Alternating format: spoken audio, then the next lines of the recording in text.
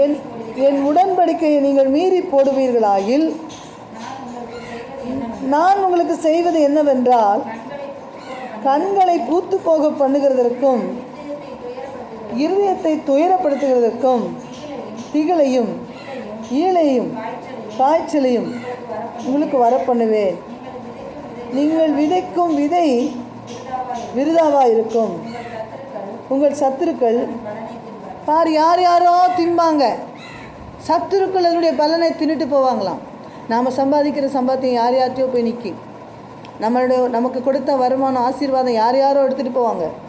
ஏன் அப்படின்னா, கட்டளைகளை மீறும்போது, கட்டளைகளை வெறுத்து, நியாயங்களை ஆலோசித்து, கற்பனை எல்லாவற்றையும் செய்யாதபடிக்கு எப்போ உடன்படிக்கை மீறுகிறோமோ அப்போ என்ன பண்ணுவானா, நீ சம்பாத்தியத்தை வீணாக யார் யாருக்கோ உழைச்சி உன்னுடைய உழைப்பெல்லாம் வேறு யாரோ எடுத்துகிட்டு போவாங்க. அவங்களே எடுக்க வேண்டாம், நீனே கொடுத்துட்டு போயிடுவேன். அப்படி தான் போவோம் அப்படின்னு வசனம் சொல்லுது. அப்போது நீ விதைக்கும் விதை விருதாவாக இருக்கும். உன்னுடைய சம்பாத்தியம் விருதா, உன்னுடைய பிளான் விருதா, உன்னுடைய உழைப்பு விருதா, எல்லாம் விருதாவாக போயிடும். எப்போ அப்படின்னா, கட்டளையை மீறும்போது, கற்பனையை மீறும்போது, அதை உணராமல் இருக்கும்போது, அவர் அந்த காரியங்களை செய்யாமல் போகும்போது, அவருடைய உடன்படிக்கை மீறும்போது என்ன பண்ணுவானா, நம்முடைய உழைப்பெல்லாம் வேறு ஒருவர் சாப்பிட்டுட்ருக்கோம். நம்முடைய பிரயாசத்தெல்லாம் வேறு ஒருத்தர்கிட்ட நிற்கும். ஏன் தடையாக இருக்குது? ஏன் நம்ம ஆண்டவர் ஏன் அதை நிறுத்தி வச்சுருக்கிறார்? ஆண்டவர் நிறுத்தலை. நம்முடைய காரியமெல்லாம் ஏன் அப்படி நிற்கிது அப்படின்னா, உடன்படிக்கை மீறுகிறோம். ஆண்டவருடைய கட்டளையின்படி நடக்கலை, அவர் சத்தத்துக்கு செவி கொடுக்கலை. அப்படிங்கும்போது அங்கங்கேயா நிற்கும். கர்த்தருக்கு மகிமை உண்டாகும். நாம் அதை சரியாய் பயன்படுத்துவோமானால் இவைகளை நம்ம என்ன பண்ணுவோம்னா பத்திரப்படுத்தி கொள்ளுவோம். அதற்கு வசனம் சொல்லுகிறபடி நம்ம நடப்போமானால் ஆண்டவர் அவைகளையெல்லாம் மீட்டு தருவார். அங்கே உள்ளே வர முடியாது. ஏன்னா அவர் நீதிபரர். நீதி இல்லாமல் இருக்கும்போது அவர் ஒன்றும் செய்ய முடியாது.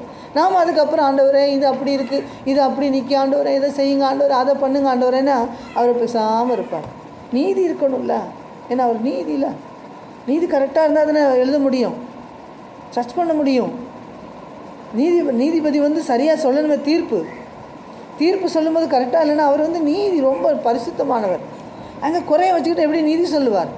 வேணால் என்ன செய்ய பாவம்னு சொல்லி பாடு போடுவார், ஏதோ போடுவார். நம்ம அது போதும் ஆண்டவர் செஞ்சுருக்காருன்னு நினச்சிட்டு போவோம். அப்படியானா முதலாவது என்ன, எப்போது வருவான் சத்துரு? தூங்கும்போது வருவான். ரெண்டாவது உணராது இருக்கும்போது வருவான். மூணாவது துதிக்க மறக்கும்போது என்ன பண்ணுவானா, சத்துரு உள்ளே கொல்லாங்க பறிச்சுட்டு போயிடுவான். நாலாவது என்ன சொன்னேன், கட்டளையை மீறும்போது அவன் இந்த மாதிரி வீட்டில் கழுகு மாதிரி பறந்துட்டு வருவான்.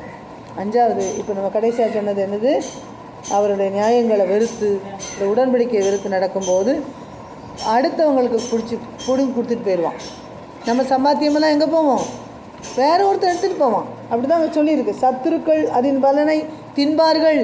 நம்ம உழைப்போம், சத்துரு சாப்பிடும். ஏன் இப்படி பண்ணீங்க, எதுக்கு இப்படிலாம் வேஸ்ட் பண்ணீங்க, எதுக்கு அங்கே ஐயோ பாடாப்படுத்துகிறாங்க, இப்படி தின்னுட்டு போகிறோம், ஐயோ இப்படிலாம் பண்ணுறாங்க, ஐயோ ரொம்ப என் வீட்டுக்காரர் எல்லாத்தையும் எடுத்து கொடுத்துட்றாரு, பிடிங்கிட்டு போயிடுறாங்க, ஏமாத்திடுறாங்க, வஞ்சிக்கிறாங்க. ஏன் நடக்கு அப்படின்றதுக்கு விளக்கம் சொல்லியிருக்கிறான். ஏன் பிடிங்கிட்டு போகிறாங்க? தொந்தரமாக பேசிட்டு போகிறாங்க. ஐயோ சொன்னாலும் புரிய மாட்டேங்குது, திருந்த மாட்டேங்குது. ஏன் நடக்கு? குறை ஏன் நடக்குங்கிறதுக்கு விளக்கம் சொல்லி கொடுத்துருக்குறாங்க. கட்டளைகளை சரியாய் பயன்படுத்துவோம்.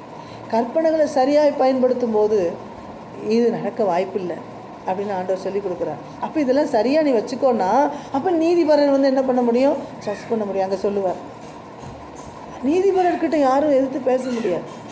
நம்ம இதெல்லாம் கரெக்டாக பண்ணியிருந்தோன்னா அவர் அங்கே அனுப்புகிற ஆசீர்வாதங்களை தானாக வந்துக்கிட்டே இருக்கும் நம்மளை தேடி. அப்போ ஆண்டவர் என்ன பண்ணுவார்னா நமக்காக போய் வழக்காடுவார். 2 நாளாகமத்தின் புஸ்தகம்